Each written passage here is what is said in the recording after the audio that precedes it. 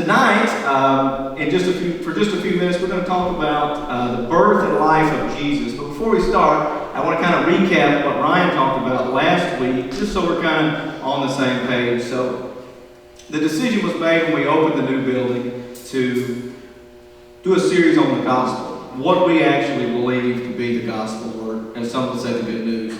And we decided to do that. We would just start from the very beginning. We would start from the very beginning, creation and fall last week, and then we would just go all the way through over about a 5-week series.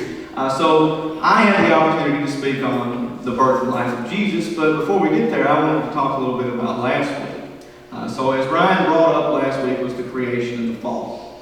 Now what we know is that God created the earth, and 2 chapters into the Bible, what happened? Sin entered the world because man fell and man committed the sin. So what happened when that sin entered the world is it separated us from God.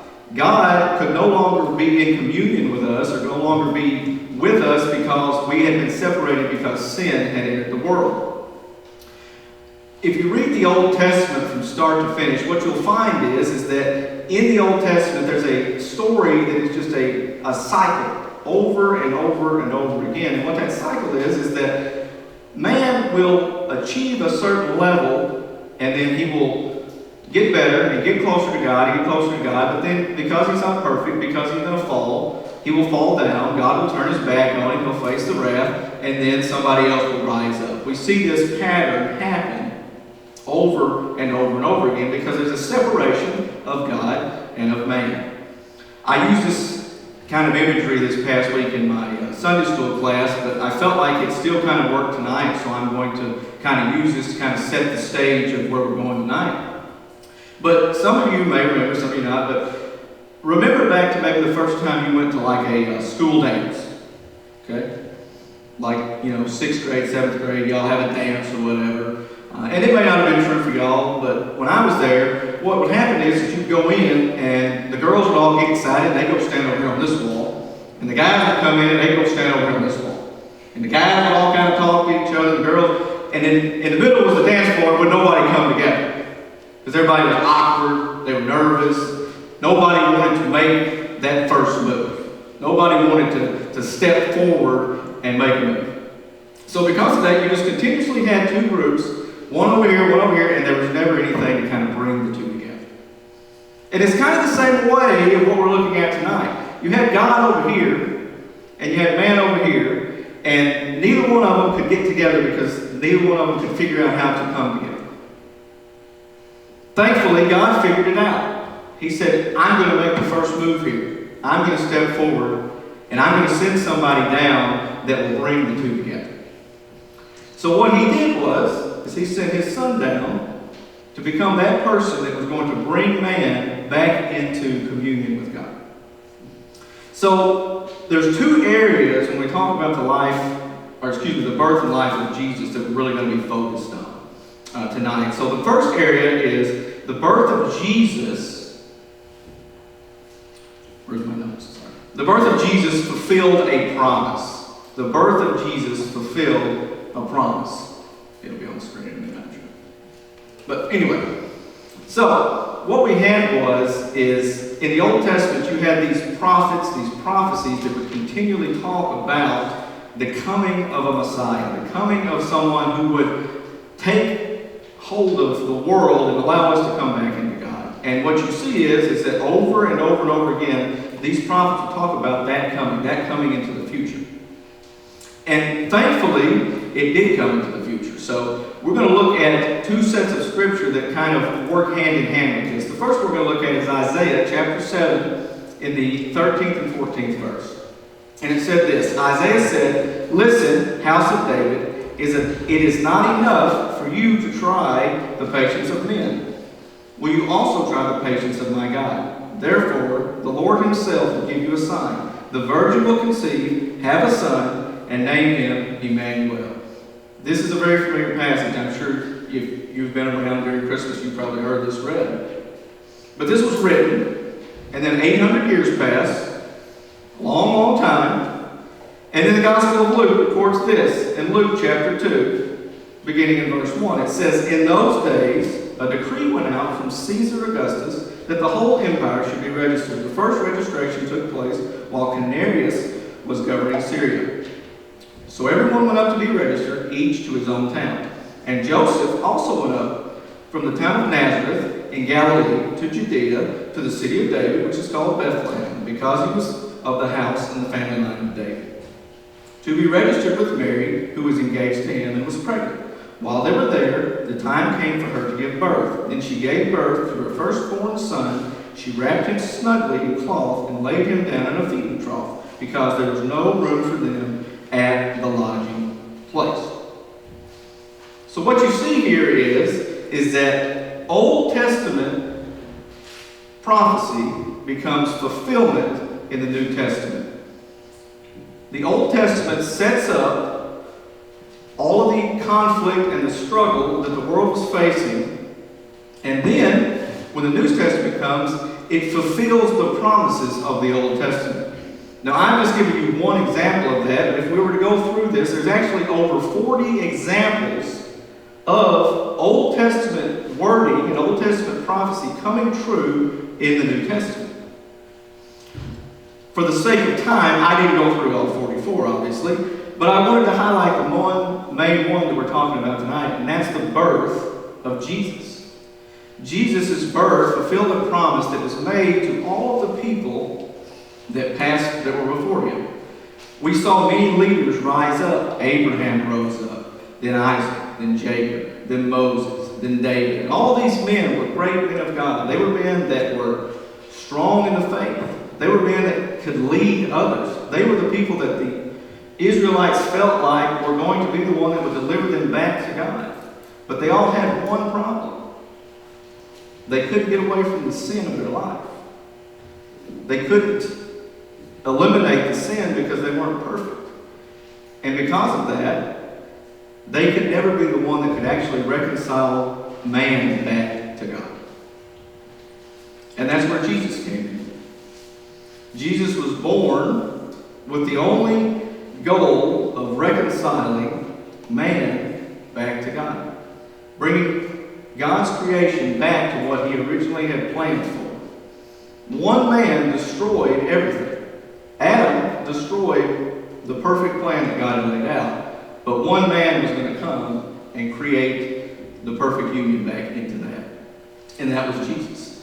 So the first thing we see is the birth of Jesus fulfilled a promise. The second thing we see out of this is that the life of Jesus provided the example. This is what we're going to talk about a lot tonight in our small group. The example that was set forward by Jesus. Because Jesus came, and even though his ministry time here on earth was short, those 3 or so years when he was in full ministry gave us an example of how we should carry ourselves and how we should live our lives every day. Now, the verse I've chosen here is out of Matthew. I chose this because I feel like this gives us a great example of Jesus and how he shows us how we should live and how he sets the example for us. Honestly, I could have chosen hundreds of different passages of this, but I felt like this one was one that really could stand out and really kind of show us the direction that we should take our lives. So if you look at Matthew, beginning in the 9th chapter, the 9th verse, it says this: "As Jesus went on from there, he saw a man named Matthew sitting at the tax office. And he said to him, 'Follow me.' So he got up and followed him. While he was reclining at the table in the house, many tax collectors and sinners came as guests to eat with Jesus and his disciples. When the Pharisees saw this, they asked his disciples, 'Why does your teacher eat with tax collectors and sinners?' But when he heard this, he said, 'Those who are well don't need a doctor, but the sick do. Go and learn what this means. I desire mercy and not sacrifice, for I didn't come to call the righteous, but sinners.'" So what we have to understand about Matthew is that to this point in Matthew's life, he was a tax collector. Now, tax collectors today are not very well thought of people. If you you've ever worked and you get a paycheck and they take taxes out, it's not good. You don't like it. You don't like having to go to the store and pay the tax. I understand that. But back then, tax collectors were the most despised people around. And the reason they were despised is because they were rich. Because they stole more money than they were supposed to from you. So if you owed them $1, they came to you and they made you pay $2. And they gave one to the government and they put the other one in their pocket. And they became very wealthy because of this, but everybody despised them. No one liked them. And this is what Matthew's chosen profession was. And he's lived his entire life in sin. He's lived his entire life stealing from people. He's lived his entire life going through all these different things and all this different struggle until one day he's just sitting there in his tax booth, just hanging out, regular old day, probably not thinking about anything important or anything else. And in comes Jesus. And notice what he says. He doesn't give him this big long speech or this big long direction. What does he say? Follow me. And Matthew gets up and he follows him.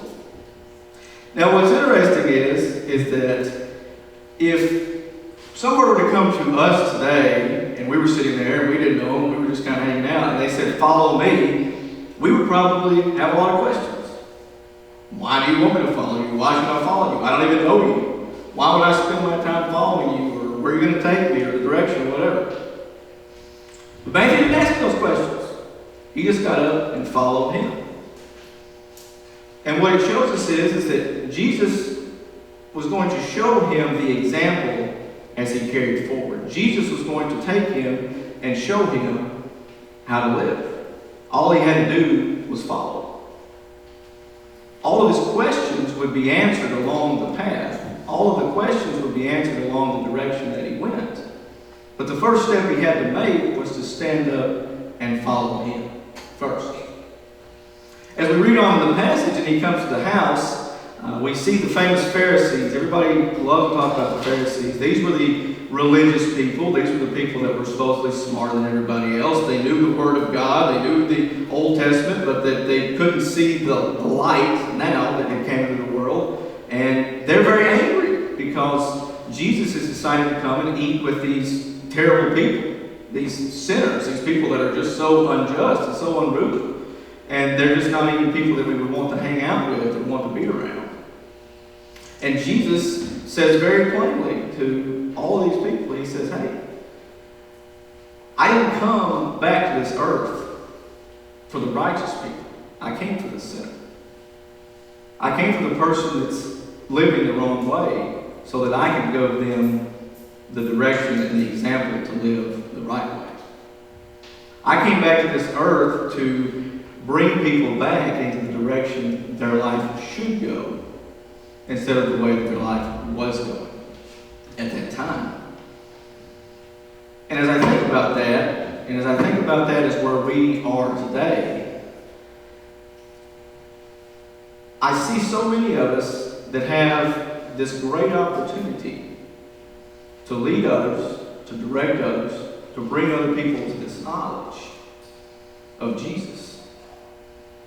But you're afraid sometimes of the questions that may come, of the direction that you should take it. And the struggle that you have is you're afraid of, well, what happens if I tell them about Jesus and then they don't either want to follow or they have a lot of questions? And I think Jesus provides a perfect answer to that question right here. Follow me, and I'll give you the answers. Follow me, and I'll provide the direction for you. Follow my life, and you'll see the example that I gave you in the direction that you can take your life. The question then is, if Jesus provided the example for the way he lived his life and provided the example to us of how we should carry on and live our life, how are we actually doing? Are you coming in here on Wednesday night for Revive? Are you coming in on Sunday morning in Sunday school and worship? Are you coming in And are you allowing the example that Jesus set forward in his life to actually change the way you're living your life?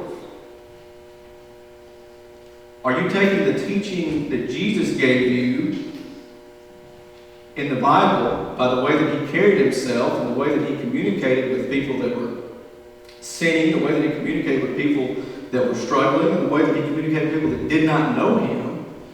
And are you allowing his example to push you forward and to actually carry his message ahead?